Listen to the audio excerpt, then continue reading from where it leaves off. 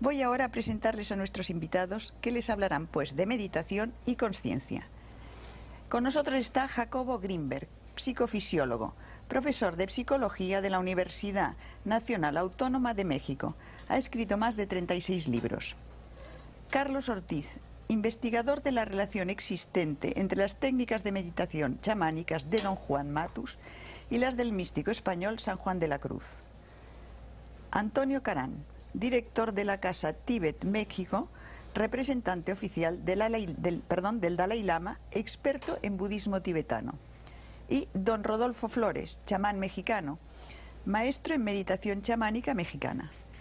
José Colastra, finalmente especialista de nutrición ortomolecular y además autor de bastantes libros, 15 libros creo, ¿verdad, José? Más o menos, sí. Bueno, pues la primera llamada que vamos a hacer es una definición, yo quisiera que me hicierais de conciencia, a ver, ¿qué es para vosotros conciencia? Para luego, porque se va a hablar mucho en este coloquio, entonces vamos a definir esa palabra. Jacobo, ¿quieres empezar? No se puede definir, o sea, está más allá de definiciones. Si se pudiera definir, estaría limitada o sería algo menos que la definición. Ten en cuenta, perdóname que te interrumpa, que aquí nosotros en Europa tenemos, no sé, muy marcada, no sé si vosotros también, como definición de conciencia algo referente a la moral. Por esto quería que lo aclarases. ¿Comprendes? No, bueno, claro. Que hicieras esa distinción. O sea, no, el término conciencia tiene una acepción, sí, como ética, volverse consciente de ciertas normas o las normas, pero realmente a eso no creo que nos refiramos cuando hablamos de conciencia, y es en ese otro nivel que no se puede definir. Podríamos decir que, por ejemplo, la cualidad de la experiencia es conciencia. Tú cuando ves una luz, realmente detrás o en el hecho, en la cualidad luminosa, está la conciencia. La luz no existe ni afuera ni adentro, o sea, no existe como un fenómeno físico, como tal y como luz. En el espacio lo que existen son una serie de ondas electromagnéticas, cambios fotónicos. Tampoco existe en la actividad cerebral como luz. Como luz, en esa cualidad perceptual, es conciencia. De la misma forma el sonido. O sea, el sonido a nivel de espacio, físicamente no existe sonido. O sea, no existe nada en el universo físico similar al sonido. Lo que llamamos sonido es una cualidad de la conciencia, tal y como la experimentamos. O sea, si tú analizas a nivel físico lo que percibimos como sonido, pues es un conjunto de cambios vibracionales de moléculas de aire, pero no hay sonido ahí. Como tampoco existe sonido a nivel físico, fisiológico. O sea, si tú penetras al cerebro y tratas de encontrar el sonido, ahí tampoco existe. Entonces es también una cualidad de la conciencia. De tal forma que la conciencia podría, en este nivel, no de normas éticas, ¿no?, conceptualizarse como lo que está por detrás de cualquier acto perceptual, lo que sostiene la cualidad misma de la experiencia. Esto podría ser. Y existen muchos niveles de la conciencia. He mencionado dos. Digamos, la cualidad perceptual visual, la cualidad sonora, son dos niveles de conciencia, pero existen muchísimos otros niveles de conciencia y todos tienen en común el pertenecer a ese algo que está por debajo de todo, pero no se puede definir.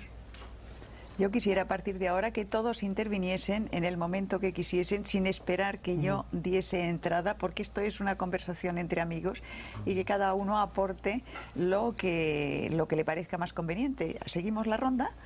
Bueno, yo sí creo que Jacobo maneja un concepto muy profundo y muy amplio de la conciencia, ¿verdad? En realidad a mí me ha fascinado el concepto de la conciencia como un factor común que puede definir la evolución, ¿verdad? Porque ahora ya sabemos cómo poder definir la definición, la evolución. Se habla ya de la evolución de la conciencia. ¿Qué es lo que evoluciona la conciencia, ¿no? Claro, en los términos más simples, pues la conciencia es una forma de percibir la realidad.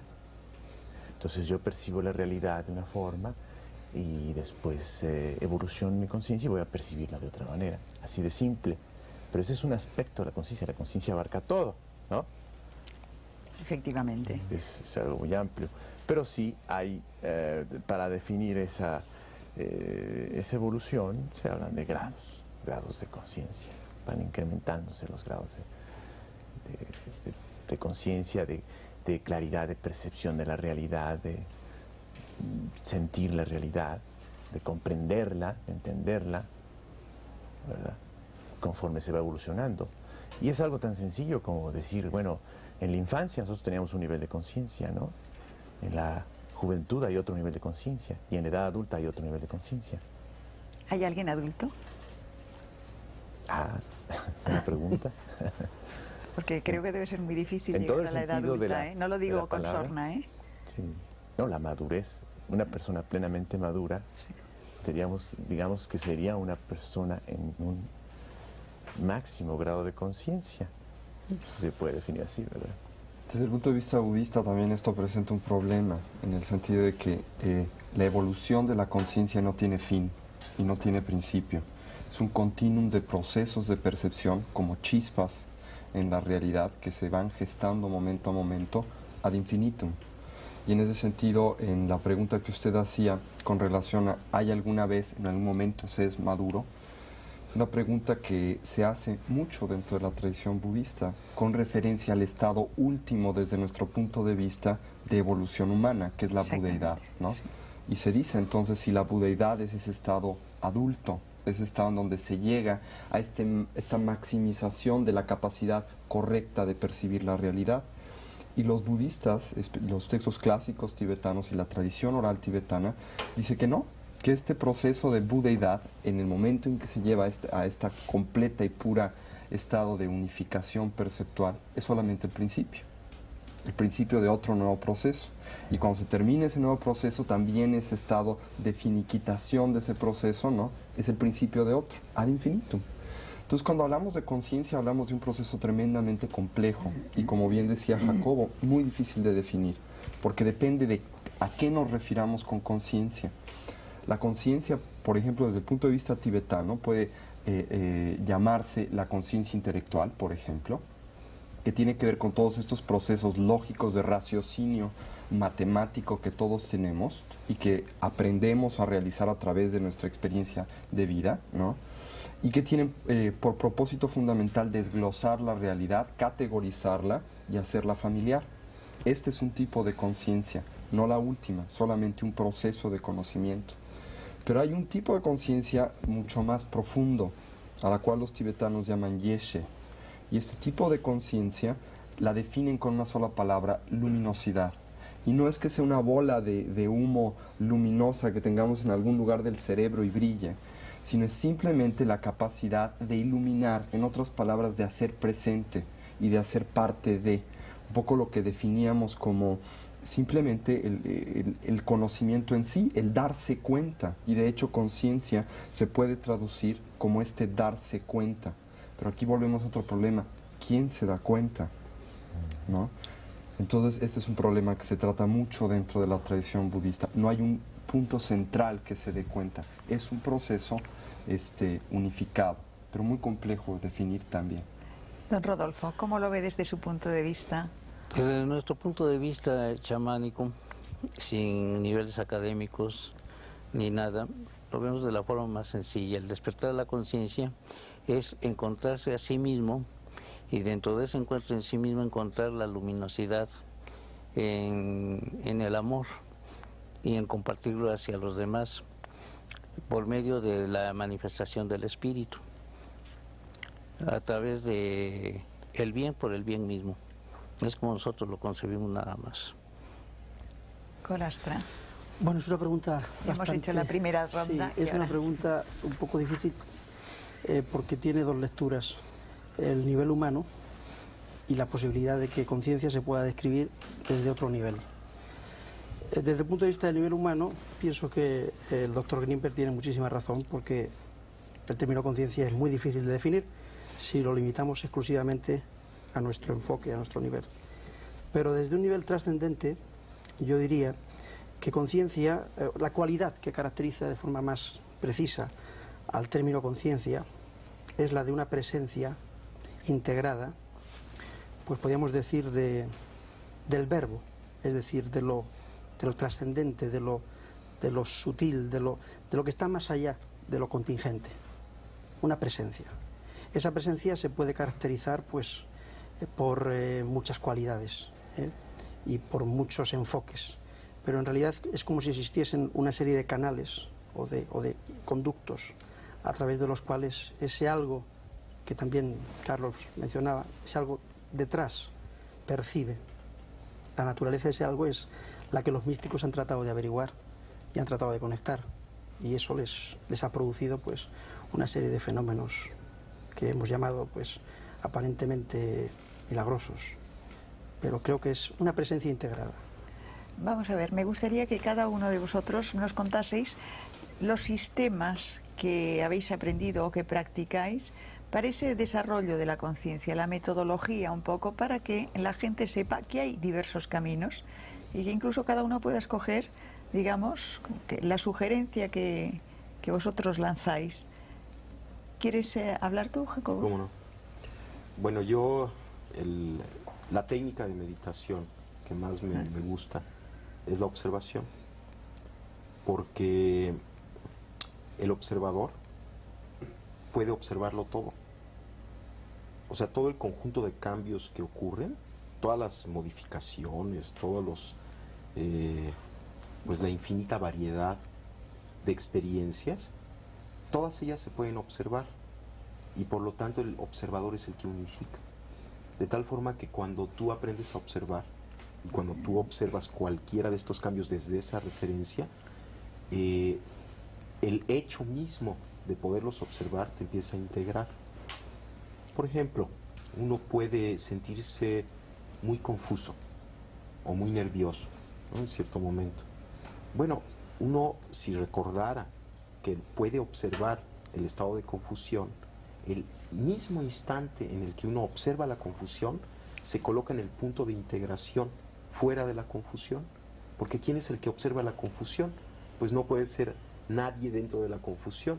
Por lo tanto, en ese momento uno recuerda que la naturaleza propia está más allá de esa confusión. Esto no quiere decir que la confusión no exista o que no esté ocurriendo. Está ocurriendo, es un fenómeno que está aconteciendo, pero el observador se encuentra siempre un paso adelante, por así decirlo, de toda la experiencia que está aconteciendo. O sea, de la no identificación con la circunstancia. Yo creo que es un poco más complejo que la no identificación, porque en cierto momento uno se da cuenta que todo lo que sucede es parte de la identidad. Esto es, parecería como que hay un proceso intermedio de no identificación, en donde la observación es para mí la técnica más extraordinaria, porque digamos es como la evidencia fehaciente, clara, de que siempre en nosotros existe algo trascendente, sin ideología. O sea, no necesitas acudir a ninguna ideología, sino que está allí siempre, todo lo puedes observar. Y siempre hay algo que está observando con quien te puedes conectar. Y aquí lo pongo entre comillas semánticas, esto de con quien te puedes conectar. El simple hecho es que lo puedes observar y el observador se coloca fuera del evento. Pero después de integrar todos los eventos, o sea, cuando acompañas tu vida cotidiana de la observación, empieza a suceder algo, empiezas como a encontrarte contigo mismo. Es una técnica, es una herramienta simplemente que te ayuda a unificar, porque por definición el observador es lo que unifica. Entonces, utilizando la observación, incrementas la posibilidad de unificación en ti mismo. Y llega un momento en que simplemente te conectas con la realidad, estás en la realidad, y en ese momento toda la discusión acerca de identificación o no identificación ya no existe. Estás más allá de identidades o no identidades, pero tuviste que pasar por un periodo intermedio de desidentificación a través de la observación para llegar después a algo que es dificilísimo definir, lo que es ese contacto con la realidad. porque ahí ya no hay ni afuera ni adentro, ni siquiera hay observador, ni observado, no hay observador ni observado. Simplemente eres tú mismo. Y todo lo que acontece, acontece. O sea, acontece. Y no importa, todo es igualmente importante. Sí, a mí me gustaría apoyar lo de Jacobo, pero dando la interpretación simbólica que da San Juan de la Cruz al respecto, que es muy claro. En su famoso poema de la Noche Oscura, habla que el alma sale de sí misma, ¿no? En la oscuridad de la noche, ¿no? Cuando ya la casa está quieta, sosegada, en silencio, ¿no? Es un simbolismo clarísimo de la idea del observador. Por eso es tan importante saber que cuando se está observando a uno mismo, ¿verdad? Está uno en el nivel del alma, hablando del cristianismo, ¿no? En el caso de don Juan Matus, hay esa percepción dividida.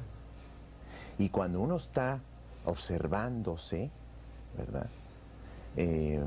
Está uno en una especie de percepción dual, y en uno de los niveles de esa percepción está uno en lo que llama el conocimiento silencioso, o sea, en el nivel del espíritu, ¿no? Y en el otro está en el nivel de la razón, ¿no? O sea, coinciden perfectamente tanto San Juan como don Juan. Y ese es el trabajo de hacer que el alma salga. Durante la meditación se supone que el alma sale, se oscureció el cuerpo, se suspendió el diálogo interno, ¿verdad? Eso ocurre, se supone, durante la meditación.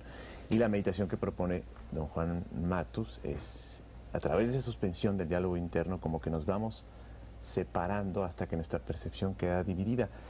Y sí considero que es un proceso muy importante de intermedio antes de llegar a algo más avanzado, como lo decía Jacobo, pero creo que el primer paso es desidentificación.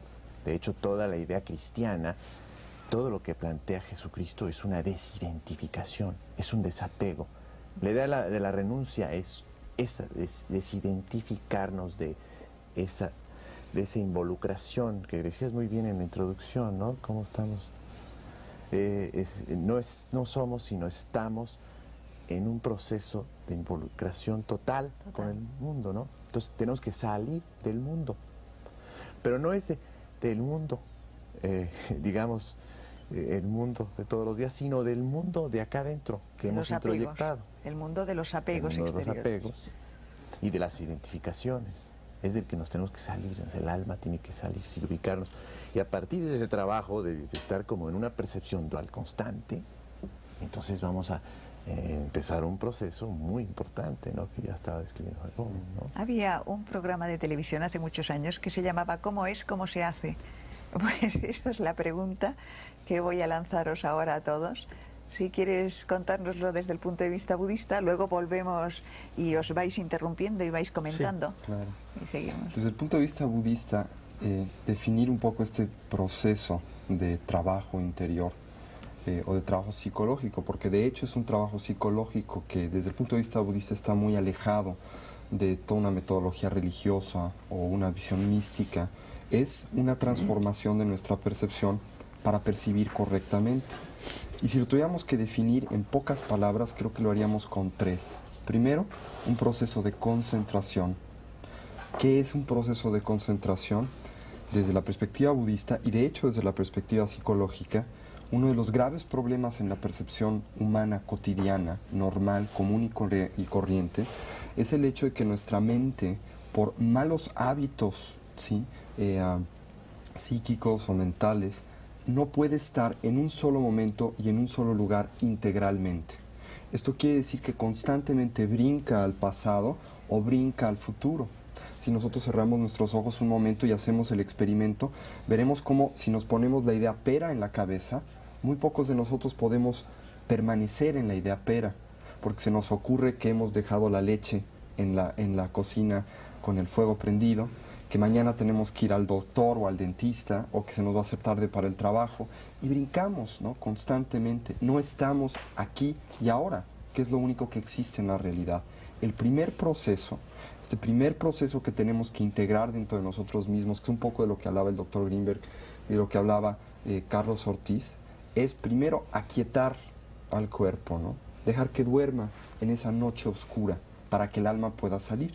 Obviamente esto desde el punto de vista budista de que el alma pueda salir es un simbolismo, nada sale, ¿no? Ni entra tampoco. Este es el primer paso.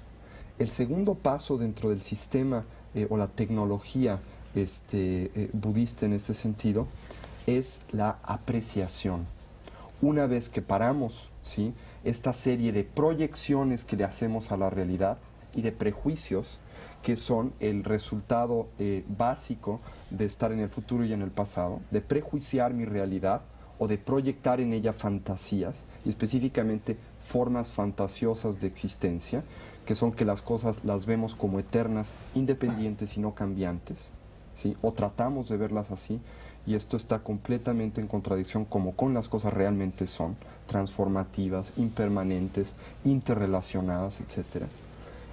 Empezamos a través de esta concentración de ver una sola cosa en un solo momento a apreciar la realidad. En otras palabras, a ver lo valioso, único y extraordinario que es cada evento de percepción. Poéticamente hablando, el mundo tibetano le llama a esta percepción, a esta apreciación de la realidad, el descubrir la magia de lo ordinario. El hecho de que cada evento, por ordinario, común y corriente que aparente ser, es extraordinario, porque algo vivo y algo real acontece en cada instante y en cada momento. Este es el segundo paso, es este extrapolarse o salirse, que insisto, no es un salirse, sino es un abrirse, es un apreciar la realidad. Y después de esta concentración y de esta apreciación de la realidad, viene el entendimiento de la misma. Y el entendimiento de la misma es la fusión directa, la integración o la síntesis de la percepción con la realidad, más allá de sujeto experimentador y objeto experimentado. Esto no quiere decir que hay un extra, un espíritu en los aires que percibe más allá de esto, sino que desde el punto de vista psicológico lo que sucede es que lo que importa en este momento tan especial de percepción ya no es el observador que se desdobla para percibir y trae a sí mismo la percepción, sino la relación. Deja de importar observador y observando, y lo único que existe e importa es la relación. Un poco lo que veníamos hablando. Este proceso requiere de una tecnología, no viene por sí solo, se tiene que cultivar, porque todos nosotros vivimos en el mundo, primero que nada, como decía Platón, de la doxa y de la opinión, en el mundo de las interpretaciones, de las proyecciones y de los prejuicios, pero también en el mundo de los inventarios. Todo lo metemos a nuestro inventario, todo lo metemos a nuestras categorías, y muchas veces dejamos de ver las cosas como son. Y cómo son, ¿sí?, es un problema muy extenso dentro de todo este conjunto de desarrollo de la conciencia. Pero podríamos decir desde el punto de vista algo budista, algo muy, muy sencillo, pero muy bello. ¿Cómo son? Extraordinarias, únicas. Un poco es eso. Don Rodolfo. Pues estoy de acuerdo con las tres personas antes, Jacobo, Carlitos y Marco. Nosotros también llevamos el mismo sistema de la concentración primero para poder llegar a un desarrollo psíquico y poder tener la suficiente capacidad de desligarnos de la vida real, que se le llama aquí, ¿no?, para llegar a la vida interior y poder percibir todo lo que está a nuestro alrededor. Pero las técnicas pues no varían, son las mismas, ¿no? La concentración, la entrega total, ¿no?, el desprendimiento de todas las cosas que nos atan aquí, en el aspecto materialista.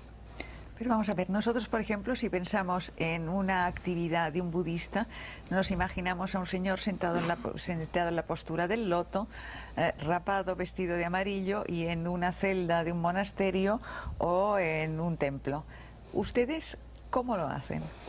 Nosotros lo hacemos de la forma más sencilla y simple, ¿no? Nosotros podemos hacer nuestra concentración en cualquier lugar, siempre y cuando saneemos primero el ambiente, ¿no?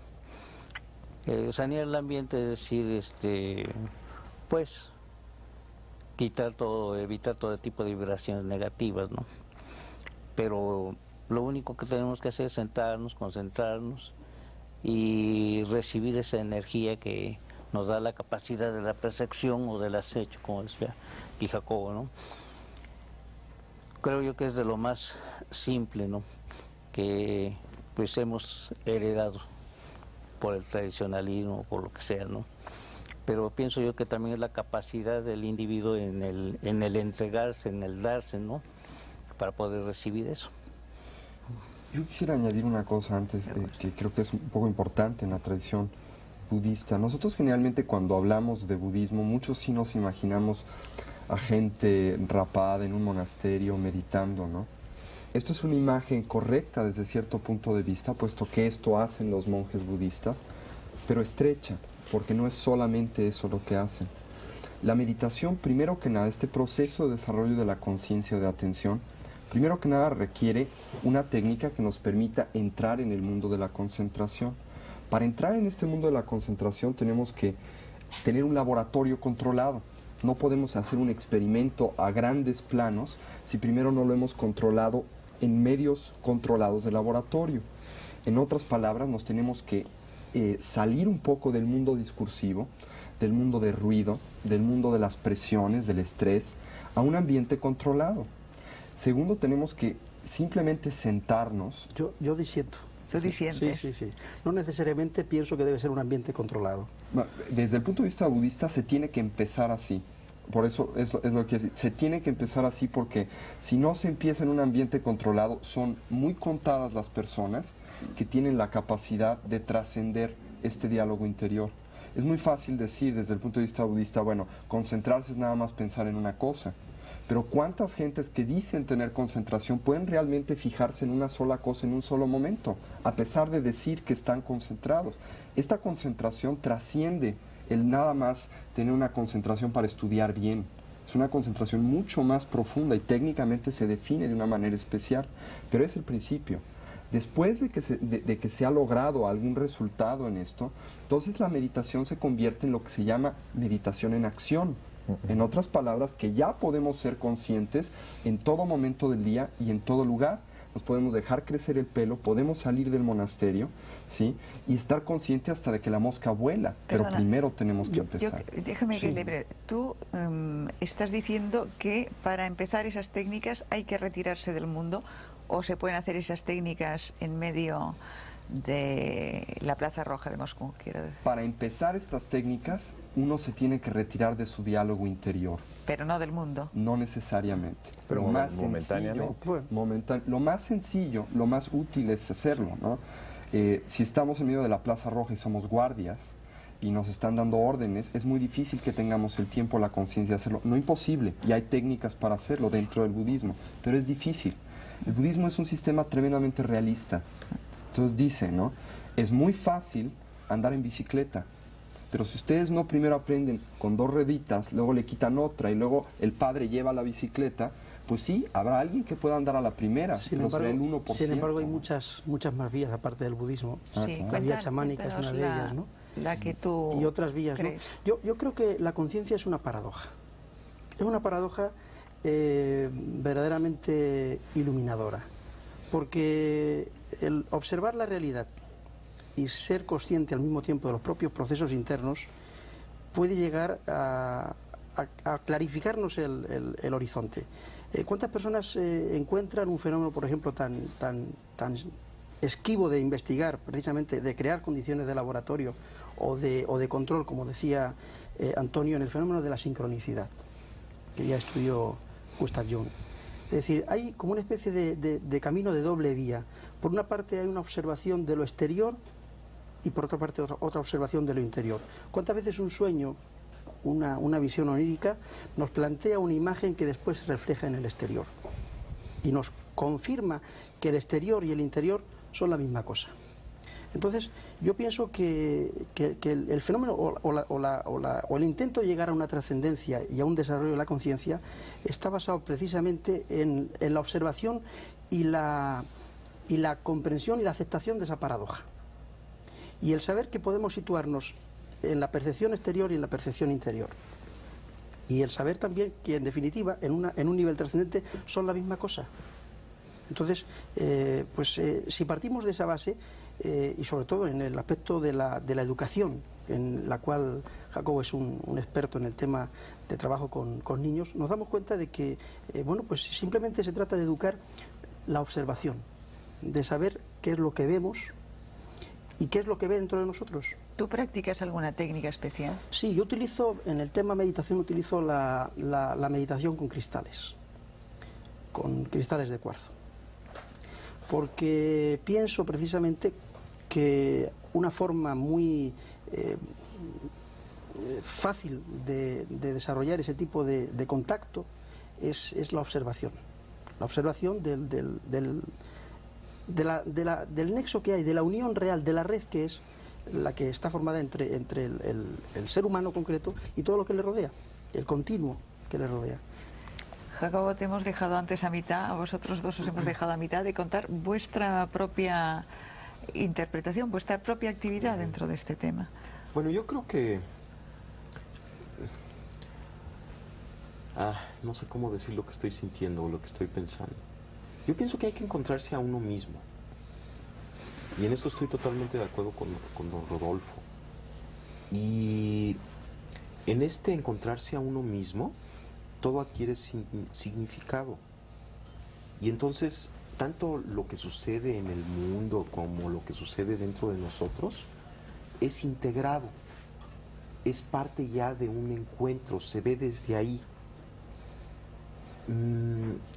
Es delicioso el momento en el que uno pierde todo concepto y toda preconcepción y todo aparece fresco y todo es nuevo y esta observación de momento a momento, como decía Tony, acontece, pero hay algo que está detrás de esta percepción y que yo no puedo pensar que no exista, y es uno mismo, que no es el ego. No, es el sí mismo que diría Ibn Arabi o sí, es el los sí místicos mismo, estos. que está más allá de más todos allá, los eventos cambiantes, es algo que uno tiene que encontrarlo y también es muy difícil definirlo, pero tiene que haber ello, porque si no hay eso, entonces no hay significado. Y yo pienso que el significado es muy importante. Y tampoco me estoy refiriendo a un significado lineal o restringido. Pero yo indiscretamente te preguntaba cómo lo haces, qué técnica usas. Mira, ¿qué es lo que quería saber de que los que faltabais ahora para...? Mira, yo la técnica que utilizo consiste en una primera fase, te sientas, cierras los ojos y empiezas a observar tu respiración. Empiezas a observar tu respiración y van a aparecer pensamientos, van a aparecer sensaciones, no las reprimes. Por ejemplo, si aparece un pensamiento, pues lo dejas pasar y vuelves a tu respiración. Aparece otro pensamiento, lo dejas pasar, lo observas cómo nace y muere y vuelves a tu respiración. Que por cierto es una técnica común con el budismo, es exactamente lo que se hace en un primer nivel en el budismo, igual. Esto como que te prepara porque en una primera fase tienes que aprender a concentrarte, tienes que aprender a centrar tu atención, tienes que limpiar tu mente. Y la forma de limpiar la mente no es peleándose en contra de la mente. Exacto. Ni no la puedes quitar, no hay forma de quitarla. Y si peleas en contra de ella es lo peor que puedes hacer. Constreñirla, que no piense, eso no se puede hacer. La fortaleces, pero tampoco pienso que es malo tener mente. No. Hombre, es necesario tener un entendimiento, es maravilloso, porque sería desastroso quedarnos sin esta parte. Sí, pero hay que trascender un nivel. Claro, pero esta mente que nos molesta, estos pensamientos repetitivos, yo pienso que sí hay que limpiarlos, y la forma de limpiarlos es aceptarlos, paradójicamente es aceptarlos y dejarlos pasar y dejar que afloren y que afloren y que afloren hasta que llega un momento en el que empiezan a calmarse. Y entonces uno puede fundirse con la respiración, estar en ese punto. Bueno, esa es una primera fase de la técnica. Una segunda fase consiste en empezar, por ejemplo, a observar tus pensamientos, tu cuerpo, tus sensaciones, unificar tu cuerpo, recorrer tu cuerpo, observar parte por parte, ir sintiendo, aceptando, sin pelearte en contra de tu cuerpo, sin juzgarlo, sin analizarlo, sino simplemente, por ejemplo, Después de que estás en esta respiración ya concentrada, empiezas a sentir la parte alta de tu cabeza, las sensaciones táctiles, las sensaciones de la superficie. Después empiezas a sentir cada parte de tu cuerpo, vas como bañándolo, recorriéndolo poco a poco, hasta que llega un momento en que puedes observar tu cuerpo como una unidad. Es como recuperar tu imagen corporal.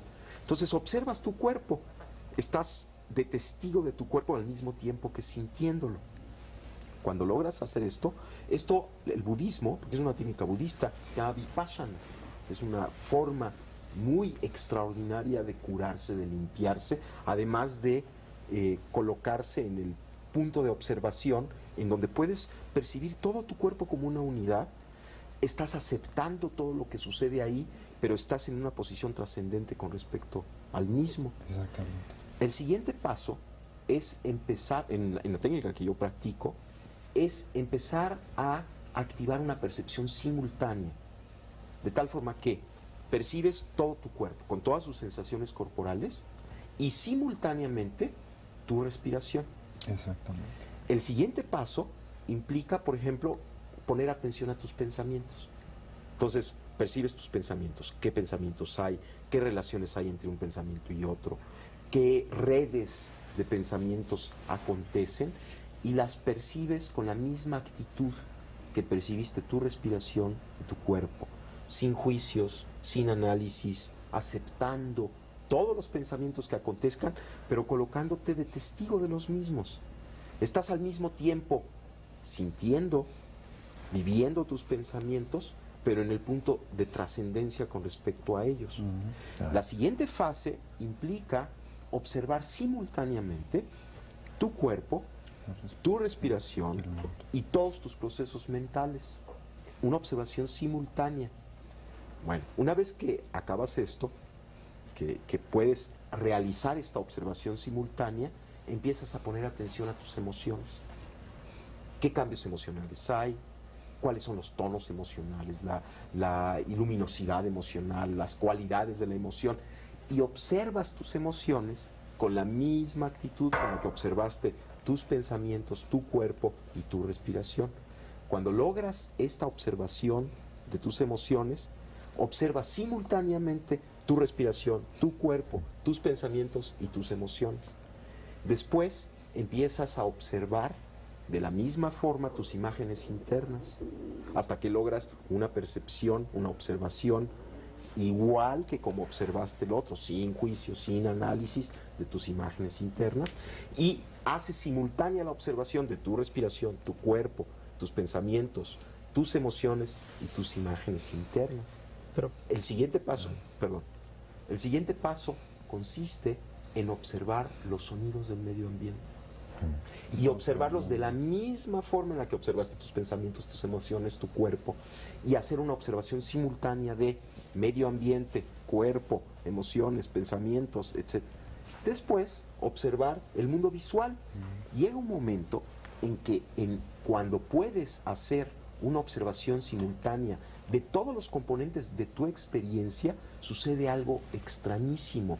Hay una especie de umbral que se atraviesa y te conectas contigo mismo. Pero ¿quién es el ti mismo con quien te conectas? No se puede describir, porque está unificando todo aquello. De alguna manera, la técnica de incorporar observación a la observación y de hacerla simultánea te hace llegar a un umbral en donde todas las concepciones que tenías de ti mismo desaparecen y te conectas con algo que está más allá de esas concepciones, pero mucho más cerca de ti mismo que nunca antes. Y te das cuenta además que ese ti mismo es inseparable de la totalidad. ¿Y qué es la totalidad? Pero ¿Y qué es la totalidad? todo eso son condiciones de laboratorio, Exactamente. condiciones de control. Yo voy más allá, que son válidas y perfectamente útiles, pero yo voy más allá. Es que la conciencia se puede buscar también en la observación diaria de cualquier evento que a nosotros nos sucede. Pero perdón, es exactamente lo mismo. Sí. Bueno, en el sí. momento en que logras la observación del mundo visual, del mundo auditivo, de tu cuerpo, Entonces, estás puedes en integrar. cualquier lugar, en cualquier situación, y estás observándolo desde el mismo punto de referencia. Lo único No es que condiciones de se laboratorio. dice es que si no hay un proceso previo de capacidad de atender. Entonces, en lugar de atender, en lugar de observar, nos estamos yendo con las cosas. Un poco lo que decía Jacobo, para profundizar nada más una cosita. Yo diría que más bien de lo que se trata es de trabajar sobre el tema educativo, Sí, porque claro. me parece que el niño tiene la frescura suficiente, la capacidad suficiente en un sistema educativo idóneo para ver todo esto como una cosa totalmente natural. De acuerdo. La forma en la que el niño percibe la realidad es totalmente instantánea y directa. Entonces estamos hablando y estamos dando la sensación o la imagen de que necesitamos este proceso. Y posiblemente lo que necesitemos no es este proceso, sino no degradar una capacidad natural que tenemos desde que llegamos al mundo y que podemos ir ampliando progresivamente. Pero es otro tema. Esto depende. Perdona que diga, pero como este programa lo hacemos para personas que deben estar hechas una ruina, entonces casi mejor Pero es que no hablemos de damos la niños. impresión de que Sí. necesitamos No, para adultos, digamos, mejorarnos. estábamos contando un Eso poco es. la historia. Me Claro. perdonáis, pero Carlos Ortiz no ha dicho Me su gustaría parte mucho en este tema. continuar con el simbolismo, ¿no?, de San Juan de la Cruz. Es importante aclarar que en ese proceso de separación estamos hablando de todo, del desapego, de la desidentificación. Para poder observar está uno desapegándose, salir de uno mismo, ¿no? Dice San Juan de la Cruz en su poema. Para eso hay que hacer la noche oscura del sentido, es decir, de los sentidos de las emociones Que tranquiliza. que se da en la meditación. O se puede dar instantánea, porque hay que hablar de la meditación momentánea e instantánea, vamos a decirlo así, ¿no? Se tiene que dar la noche oscura del entendimiento, o sea, se ve la realidad sin juicio, y ahí se entra la percepción directa. Ahí está. Por eso hay que hablar de ese tipo diferente de Claro. meditación, pero que hay que entrenarla en el laboratorio, como dices, en la meditación de sentado, ¿verdad? Y se da la noche oscura de la memoria, o sea, de ubicarse en el aquí y el ahora, olvidarse del pasado y olvidarse del futuro, así tiene que ser, ¿no? Y también la noche oscura de la voluntad, en cuanto a esa suspensión momentánea de esa voluntad reactiva, ¿verdad? Se suspende de pronto, por un momento. Entonces, ya nos ubicamos en dos tipos de meditación, una que es de sentados, ¿verdad?, donde se nos va a facilitar ese entrenamiento de ¿qué? De hacer noche oscura de todo nuestro cuerpo y mente para podernos salir, es decir, desapegarnos.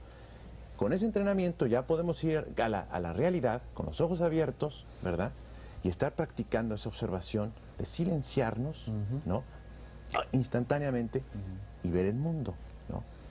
Ahora, Don Rodolfo, yo quería preguntarle, ¿tiene usted más facilidad que la gente que estamos educados en esta vorágine occidental e intelectual, digamos, que el resto?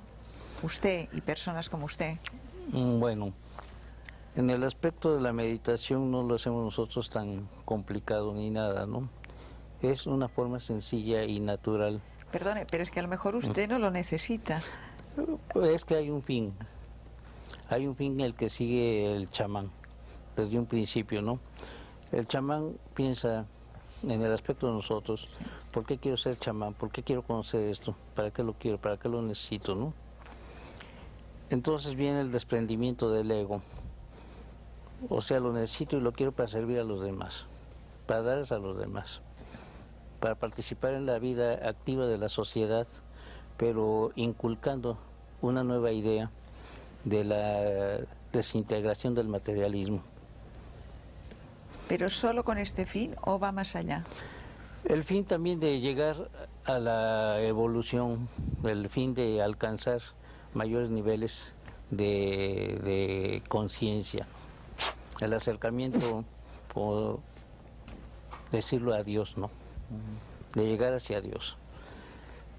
El chamán en México se basa mucho sobre la filosofía o la doctrina del Maestro Jesús de Nazaret, ¿no? Amar al prójimo como a ti mismo. Entonces seguimos todos los principios de ello. Si vamos a hacer una cosa, la vamos a hacer con todo el amor debido para que salga bien.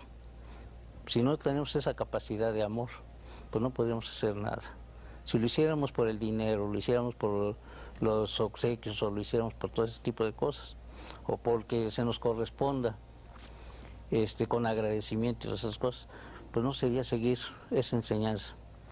Entonces lo hacemos con el fin de alcanzar el tesoro propio de la satisfacción de dar por dar.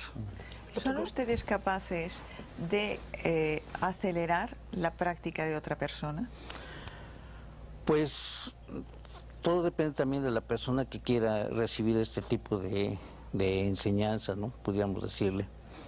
Ninguno de nosotros somos maestros. Todos siempre estamos aprendiendo de todos. Yo estoy aprendiendo mucho de ellos. Pero en diferentes grados. Pues digo, siempre yo me considero siempre un discípulo de todos mis amigos, de todas las personas con las que trato. Él ha tocado un tema importantísimo que no podemos soslayar, es el tema del amor. Hablamos de conciencia, pero conciencia sin amor o con amor.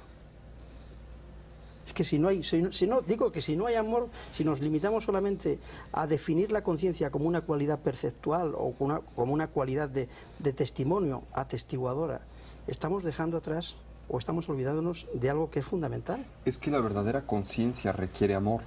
O sea, desde el punto de vista budista, cuando hablamos de amor, hablamos de la motivación. ¿Qué es lo que motiva al guerrero espiritual, al bodhisattva, ¿no?, a actuar en el mundo? Lo motiva el poderse relacionar con él. Pero aquí hay algo muy importante desde el punto de vista de la tradición budista, que la motivación es fundamental, el querer ayudar, el querer aportar nuestro conocimiento en pro o en beneficio del prójimo. Esto es fundamental. Pero otro de los temas muy, muy importantes que tenemos que tocar es que no es suficiente el querer ayudar, hay que saber ayudar. Porque si no, lo único que vamos a hacer es contribuir con nuestro caos personal al mundo. O sea, mucha gente quiere ayudar, pero muchas veces interpretamos ayudar como el imponer nuestros sistemas, nuestras resoluciones, nuestras soluciones al prójimo, cuando pueden ser completamente erróneas para él. Y esto es muy importante. Por eso la conciencia, como decía José, es fundamental para el amor. Y el amor es fundamental para la conciencia. O sea, hay que conocer para amar. Hay que conocer para amar y hay que amar para conocer. Y este amar para conocer es lo que el budismo narra en el hecho de que nuestra realidad no existe como cosas, entidades, sustancias o eventos aislados, sino que todo en la realidad está interconectado. Esto es obvio, no es de descubrir el hilo negro. Es el hecho de que si estamos aquí es porque hay unas cámaras, unos operadores de las cámaras, hay un auditorio, está usted que conduce el programa, en fin, hay miles de casos y circunstancias que hacen posible el hecho de que las personas que nos están viendo nos puedan ver. Entonces, lo que yo hago en este estudio afecta a millones de personas, pero al mismo tiempo lo que ellos piensan de este programa afecta a este programa, ¿no? Entonces, mi motivación tiene que ser poder ayudarlos a ellos. ¿Cómo? Agradándoles para que el programa pueda existir, ¿no? En otras palabras, este conocimiento de cómo existen las cosas, esta sabiduría, esta conciencia, que es esta interrelación, me brinda amor, porque obviamente cuando me doy cuenta que todo está interpenetrado, que todo se interrelaciona, me tiene que interesar todo, porque si no me interesa todo, tampoco me puede interesar yo. Es un poco lo que el Dalai Lama dice que es el egoísmo educado o el egoísmo sabio, a diferencia del egoísmo estúpido. Es el quererme ayudar sabiendo que para poderme realmente ayudar tengo que ayudar a todo lo demás. Y esto es muy importante. Pero sí quería hacer esta aclaración. Estoy de acuerdo completamente con lo que hemos dicho, pero que no es suficiente querer ayudar. Hay que saber ayudar, porque si no, se corre muchas veces el peligro de, a la manera, por ejemplo, medio oriental, de querer imponer al infiel lo que está bien, porque esto lo va a liberar, ¿no? Y entonces pues vamos a matar a todo mundo, etcétera. El problema que acabas de nombrar no es tanto de una imposición, sino de un desconocimiento de su propia ley, que no es lo mismo. ¿Eh? Yo quisiera decir algo. Yo me refería a un umbral. En esta observación simultánea tiene toda una base o explicación fisiológica este umbral, y es algo muy, muy espectacular el llegar a él, porque cuando se llega a él hay un cambio en el sentido de que ya no se quiere, y aquí un poquito difiero de lo que acaban de decir mis compañeros, ya no se quiere ayudar o no ayudar, ya no se acompaña la conciencia del amor, sino que se vuelve lo mismo. Pero esto ya es O un sea, paso no hay- muy no hay- evolucionado. No hay ni conciencia ni amor. Simplemente hay esta realidad. El ser. Pero Ajá, aquí ya y hablas es de todo fruto. amoroso. Sí. No tiene una Sí. cualidad de amor añadida, sino que es lo mismo. Pero ahí estás hablando ya de la iluminación en sí. Antes de la iluminación, para partir y poder llegar a este proceso, tiene que haber la conciencia de amor. Yo creo que nos O sea, hemos dejado, perdóname, a Carlos Ortiz, que no nos ha acabado de contar exactamente cuál era su técnica y su método, que eso sí también más nos o menos le he interesa. dicho. En pocas palabras, la noche oscura de San Juan de la Cruz, la noche activa, ¿verdad? La noche activa, es suspender el diálogo interno. Simplemente. Simplemente suspender el diálogo interno, suspensión de procesos intelectuales, incluso emocionales, ¿no? Y si suspendemos el diálogo interno, digamos como que nos vamos separando, vamos a tratar de explicarlo, ¿no? En cualquier sitio, en cualquier momento, De todo. o se necesita un lugar específico, como decía antes Tony. El hacerlo en un lugar específico va a reforzar esa posibilidad. Pero hay que comprender que lo importante es ya sacarlo a la acción, ¿no? A veces se olvida eso. Ocurre mucho que se mediten sentado, pero Se después desfasa. el diálogo interno empieza. Entonces, eso va a reforzar a la clave de todo, que es suspender el diálogo interno. Entonces, en la vida salimos a suspender, a parar el mundo, porque es tan difícil eso, suspender el diálogo interno, que es parar todo un mundo, es parar todo nuestro mundo que traemos aquí. Y se va dando, curiosamente, ese proceso como de separación conforme vamos suspendiendo el diálogo interno, hasta que vamos quedando separados. Es decir, ya después estamos ya observando. Al observar, paramos el diálogo interno, hacemos noche oscura, ¿no? Y hasta que ya nos quedamos en los dos, por decirlo de alguna manera. ¿Qué significa eso? En el momento en que uno ya está trabajando la meditación constantemente y está consciente de todo lo que está ocurriendo. ¿Eh? ¿Qué ocurre ahí? Ya desde que empieza a suspender el mundo, el diálogo interno, esa mecanicidad de nuestros pensamientos y nuestras acciones, se empieza el ver, que es la contemplación en el místico. Ya empieza a ver uno los significados profundos de la existencia. ¿Por qué? Porque ya está uno en la percepción directa del mundo. Antes uno veía con el filtro, decía don Juan, que estábamos siempre un paso atrás, ¿no? Porque entre yo y el mundo está la descripción que tengo en mi cabeza. Entonces estoy viendo el mundo a través de un filtro, ¿no? Entonces hay que apagar ese filtro a través de la suspensión del diálogo interno. Ya veo directamente, ¿verdad? Hay la percepción directa y ya estoy como dividido, lo cual me va a llevar a la larga a un proceso impresionante que me va a permitir ir conciliando los opuestos de la vida. O sea, ya si logro mantener esa posición de meditación activa, de estar en dos lugares al mismo tiempo, como dice don Juan, estar en el lugar del conocimiento silencioso y de la razón al mismo tiempo, si mantengo esa posición, se empiezan a conciliar los opuestos de la vida y empieza uno a ver la vida de otra manera. Así es. Yo Es un quería poco saber... la paradoja que yo mencionaba Sí, antes, al de la principio. conciencia de doble vía. Ahora, yo quería preguntaros una cosa. La Una paradoja. mayor adquisición de conciencia